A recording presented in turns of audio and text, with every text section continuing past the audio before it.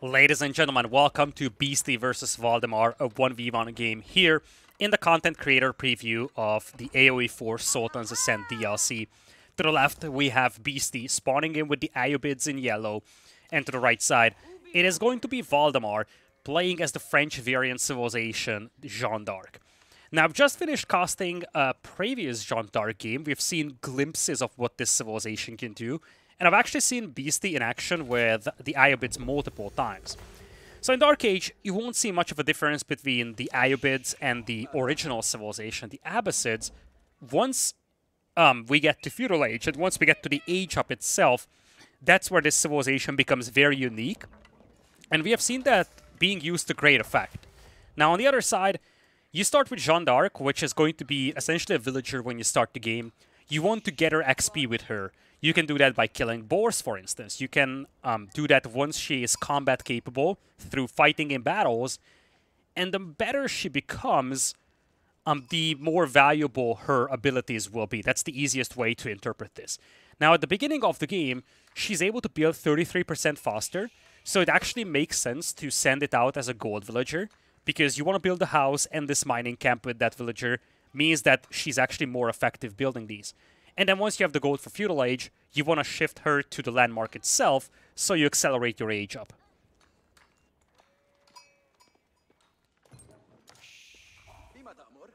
On the other side, Beasty is playing with the Ayyubids. You see, the Ayyubids, when you want to age up, you want to choose between two options that are exclusive and available for each of these wings, gives you different bonuses. I'm actually curious if Beasty is going to go for logistics, which is a surprisingly powerful upgrade when you combo it with the camels available for the Ayyubids. You would get two dervishes, which are very mobile healer units, and when you combine that with camels, you can play very aggressive, and it's extremely difficult to kill your army.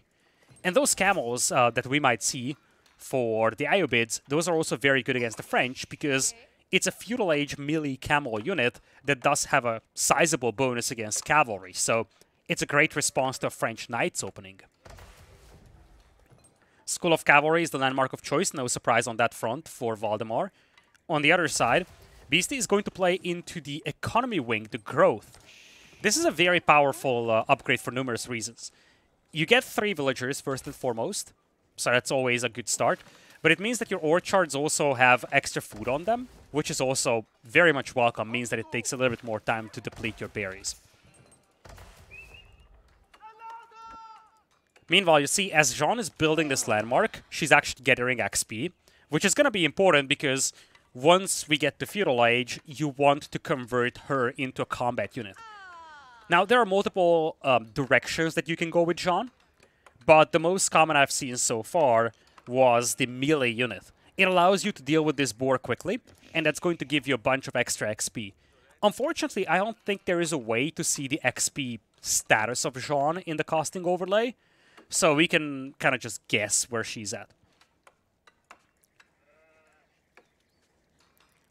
Looks like villagers have not been sent to stone. This is Golden Pit, by the way. I guess I forgot to mention this. We have a bunch of brand new maps in the game. Many of them very similar to what you would see in Age of Empires 2. So this one is Golden Pit, classic AoE 2 tournament map. The concept is that you have very limited gold to start with, and you have to fight your way to the middle where there is a pit. Now, in AoE 2 there is more to this, because in AoE 2 you get bonus damage if you are on a hilltop compared to your opponent. So, in that case, the concept is that whoever is in the middle, controlling most of the gold, or controlling the gold in a very late game setup, is always going to be at a disadvantage compared to who is at the hill, or at the top of the hill. That's not going to be that relevant in AoE 4 though, so as much as this could be an intriguing map for AoE 4, I don't think it really translates all the features that it has in AoE 2.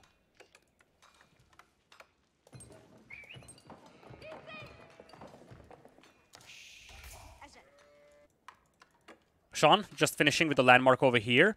She doesn't need to rush this one, she's up against the Ayyubids, though the Ayyubids can age quickly as well if they go for the advancement version of the culture wing. Beasty getting a little stoned and cancelling a mining camp here briefly.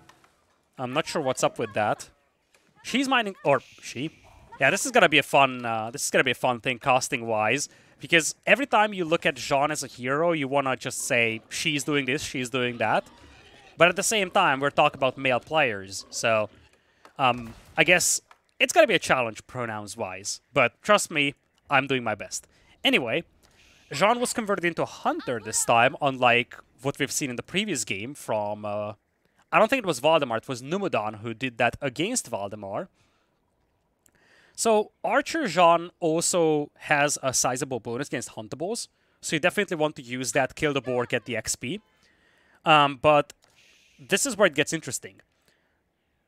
First of all, you're going to have this ability, the Consecration. And this is going to decrease the food cost on units for a given production building that you designate as the consecrated building. This allows you to get heavily discounted knights on stables, but I don't think it works on the School of Cavalry itself. Also worth noting is the Divine Arrow. As you see, it targets an enemy, fires Divine Arrow that deals 40 damage. Has only 8 seconds cooldown when you have 4 of them queued up, but the recharge time itself is 60 seconds. But this is a massive amount of damage output if you have 4 of them queued up. Right now, this one was used, and it was used to snipe a villager, using the knight as the first damage-dealing unit. Such a lovely use of this by Valdemar. Beasty looks like he is going straight into Castle Age over here. No second town center. That stone that was mined, it was only for the outpost. So maybe he wanted the second TC initially with the mining camp, decided to just cancel that before it was completed, got a tower instead to protect the gold mine. Now, this is going to be very annoying for Beasty to deal with. There's the scout providing line of sight behind the wood line, or at least that's the plan for Valdemar. And you can combine that with the Divine Arrow to essentially one-shot villagers. It's not going to really one-shot vills, but when you have 2 archers accompanying Jeanne, it's going to be enough to quickly pick vills.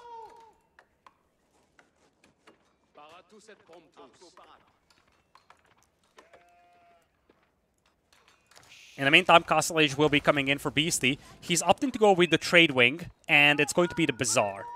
So the Bazaar works in a way that you will get essentially neutral traders parked right next to your landmark, and you can convert any of those traders into specific things. Let's say a very favorable resource exchange, or some quote-unquote mercenary units.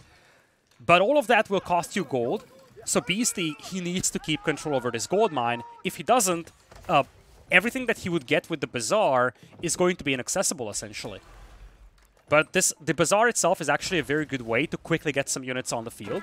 So despite the fact that he doesn't really have production buildings, that's not necessarily game-ending right now for him. Still needs to be cautious, though. Knights are actually looping around. Good reactions from Beasty, pulling back the vills. But a lot of idle time here. He's actually trying to get another tower up over here. Jeanne has no charges on the Divine Arrow, but you have some knights coming in here as well. And it looks like Beasty's going to have to bail on this position. He does have some gold to work with, but he lost 2 villagers now, a lot of idle time as well. At least he does pick the knight, which is a decent amount of value over here. On the other side, Valdemar is just playing super OG French. Knights, couple of archers, that's it. Single TC, full-on aggression. And I'm not against it on this map, because you don't have a backup gold. You can actually play very aggro on this map, and just cut your opponent off from all accessible gold. I think this is a big difference between this map and a map like Dry Arabia, let's say. And it justifies this super aggressive French gameplay a lot more than you can justify it on, let's say, Dry Arabia. Beasty lost 4 villagers now, and a lot of them are heavily damaged as well. But he managed to pick off some knights, so I guess there is a silver lining there. You see, there are the neutral traders, and you can turn them into, let's say, Bedouin skirmishers, which are actually very reminiscent to the javelin throwers of the Malians. They only have 1 ranged armor, but 6 tiles range means that they actually do outrange the archers themselves.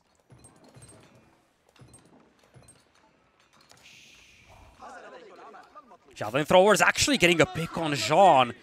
Lovely value for Beasty there. And it looks like Valdemar himself wants to go into Castle Age, rushing up the guild hall. There's also barracks coming in. Makes me wonder if we're going to see some men-at-arms. But I don't think that's going to be the case here. Some Bedouin swordsmen coming in for Beasty as well. Lightly armored, but they are a very good and cheap filler unit. 300 gold is going to be the price, 325 to be precise. And you get 5 of them. It's a pretty good tool to quickly raise army numbers. And it's not like Valdemar has a sizable force here. The knights are scary. And the javelin throwers don't have a bonus against them, nor do the... actually, the Bedouin swordsmen do have a bit of an attack bonus against melee troops. But they're also very fragile. They basically have no melee armor, so prolonged engagements against knights is probably not something that the Bedouin swordsmen want to work with. But against only 2 knights, they might be enough. And now the gold mine is going to be targeted here. Valdemar has to pull back from this.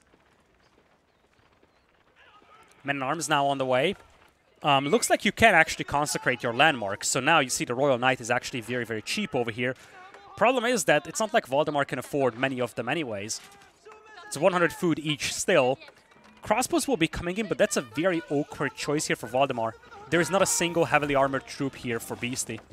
There's 1 heavily damaged knight as well, and these Bedouin swordsmen actually perform better against knights than I anticipated. It's kind of your poor man's spearman type of a unit. Supported by these javelin throwers, they're actually very efficient, and it really comes down to these numbers here for Beasty. It's not like his army is spectacular in value. It's actually better than what we have for Valdemar value-wise, but it's about the fact that Beasty could get a sizable army out very quickly upon hitting Castle Age, and there is the GG. Valdemar tapping out of this one, Beasty rushing Castle, getting those essentially mercenary units out, and finishing the game. Just goes to show how powerful that upgrade can be, that wing. And I've seen that from Beasty in a previous game as well, using the Ayyubids. In that case, his entire army wasn't composed of those mercenaries, but he used that ability to shore up his numbers. He can quickly get overwhelming numbers with these troops supporting his main army, and even if he has just 5-10 Gulams on the field, that might not be enough to finish the game. But when you can buff that with 10 more javelin throwers, 10 more swordsmen, suddenly you have that numbers advantage. And that is something that has been exploited over here. On the other side, Valdemar played a very classic French build. I wasn't really against it, but the fast castle was a little weird to me. He tried to deny the gold mine, but when that stalled out, he tried rushing Castle Age, and he just got caught in transition. Obviously, when you age up, it's always a position of weakness, and that's something that has been exploited by Beasty. With that, this cast ends. Hopefully you've enjoyed it. If you did, please consider subscribing to the channel. It helps me greatly, and I will see you in the next cast.